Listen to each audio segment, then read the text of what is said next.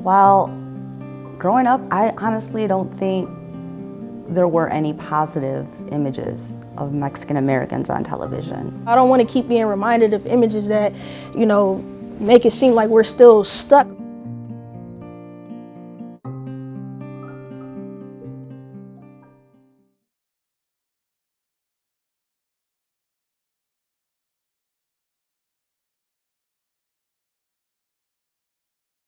A lot of the stories I tell at Wood are unique to my perspective, and if I wasn't there, they wouldn't get told. So I think it's important that newsrooms have people who look like the people in their communities, or else they won't know it's an issue. Because in the morning meetings, we're ultimately pitching stuff that we feel is a problem in our community and what we feel that we need to talk about. And if you don't have Black or brown people in your meetings, or LGBTQ people, those points aren't going to get told. So yes, definitely, representation matters. I think representation is important because I think we all want a sense of belonging, to see ourselves reflected like in this world, to feel accepted, just for who we are, I think social media, as far as like Instagram has done a good job with that, as far as like, as a photographer, like with different types of models, like, now we have like, plus size models, or I feel like our, dark skinned ladies are now getting more light, or, even outside of like,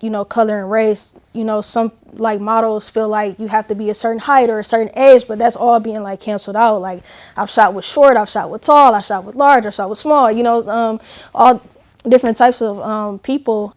I could say I feel like a different world represented like my people well, especially like I seen that like as a young kid, like growing up though, like for whatever reason, I kind of see myself in kind of like the Freddie, the artistic, the kind of like, wild or whatever. For me, I feel like it's very important, especially like I feel like we need to tell our stories. Our stories need to be heard like in media. We need to be portrayed in a positive light when it comes to love, when it comes to everyday life. You know what I'm saying?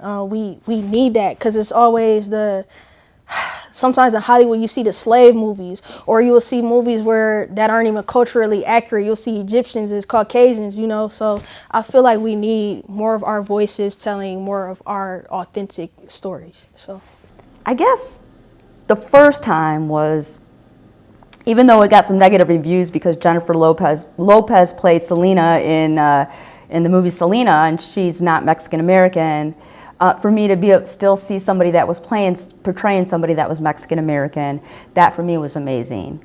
And that story was told by a Mexican American screenwriter, so I think that's why it was so effective and so powerful, because you cannot mimic the voice of a Mexican American. You just can't. So that's why stories being told by white people or Jewish people in Hollywood aren't going to be well-told stories. Then I went out and start in Hollywood doing behind the scenes and all of that, and it's like the same thing. It's like the white man with the family is going to get the editing jobs. He doesn't have the degree that I have. He doesn't have the experience, and he doesn't even have the talent that I have.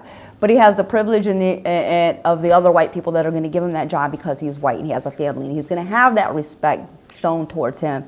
I'm just a young Mexican with no family, no responsibilities. I'd like to have a family, but I can't have a family if I can't pay the rent and I can't get the jobs, and I don't get the jobs because I'm not a white man, and that's the bottom line.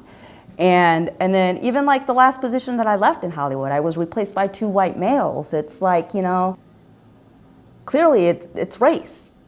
I'll see commercials and see like a mixed family. I think it was Cheerios, and they had a mixed family in their commercial. And I was shocked. And this is as an adult, because I'm like, I didn't see this as a kid. I sent it to my mom right away and was like, wow, like they're actually changing. So I think it is getting better. It's okay to show emotion.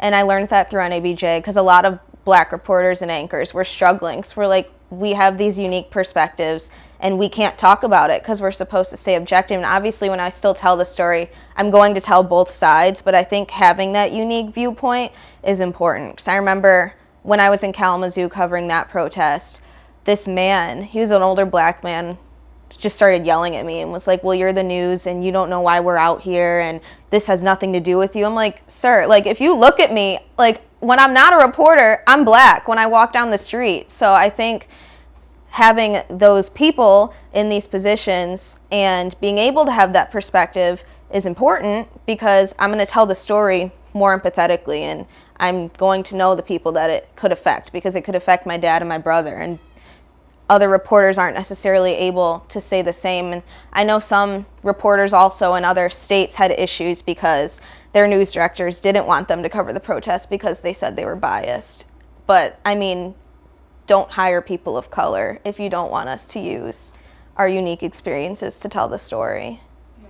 The photo shoot collaboration I did for the young black girls, it was called Beauty in All Shades, and that kind of blew up, went all over the world with LeBron James and Viola Davis resharing and reposting. For young girls across the world to be able to see themselves represented as young queens and princesses and stuff like that, I feel like that was beautiful. I feel like that was kind of like God's voice just carrying throughout the world, just through one simple photograph, right here in Small Battle Creek. It went across the globe. So I was very thankful to be used as a vessel within that collaboration. So and props to them too, because they were very confident and brave to be a part of something like that at such a young age.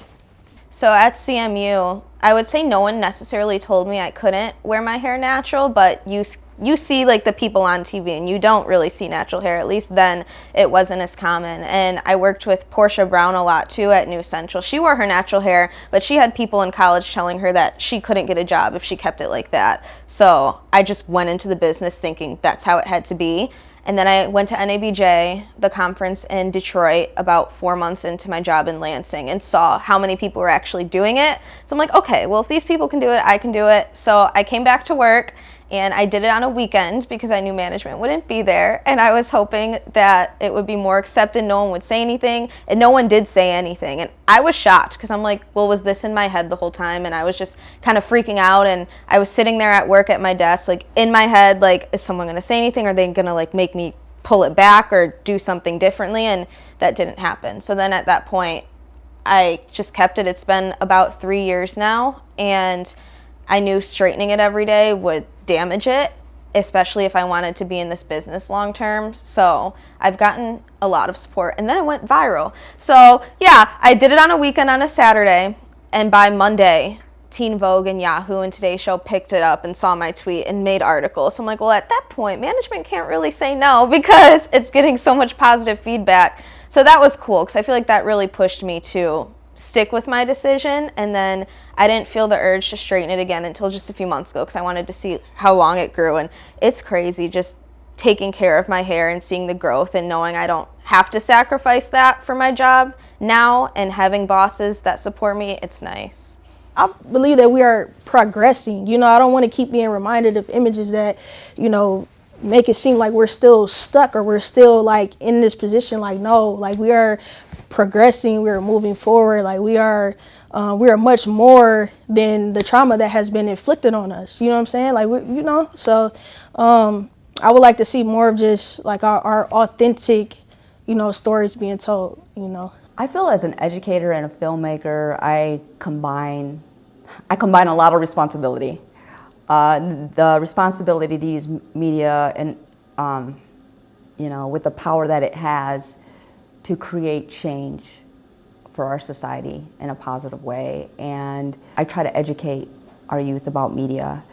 I have a program called Digital Filmmaking for Kids, and I really want to get more students in the Battle Creek Public Schools involved with that, so that I can teach them how to be socially responsible with media, and also the importance of story, so that they're able to tell their own stories, so that in the future we can raise up storytellers from our own communities that have the education and the experience and the know-how to, lift each other's voices up.